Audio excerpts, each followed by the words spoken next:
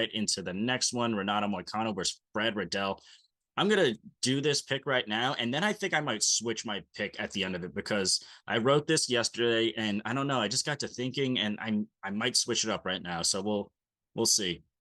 Very interesting matchup here. Renato Moicano is quietly and consistently been a killer for a while now, and I don't think he really gets the recognition he deserves. He's 8-5 in the UFC with the 5 losses coming from guys inside the top 10, every single one of them. He's a great submission artist with 4 out of his last 5 wins coming by sub, and he also has some pretty underrated, unorthodox striking.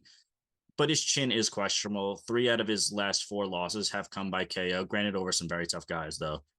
So he is very well rounded. He has a plus 0.8 striking differential at 48% accuracy and 1.7 takedowns with the same accuracy. He's taken on Brad Riddell, who hit the ground running after joining the UFC with 4 straight wins, including Drew Dober and Magomed Mustafayev.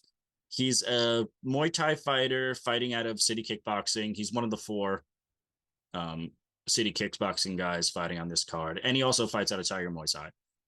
He's a very technical striker, but he's kind of one-sided and he doesn't have power in his punches.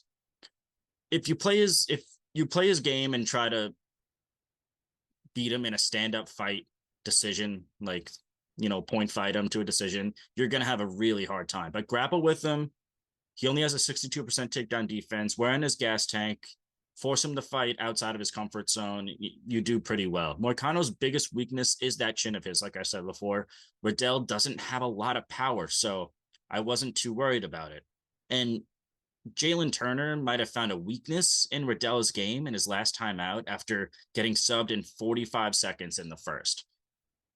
So Moicano is a very, very good BJJ practitioner, and that does scare me.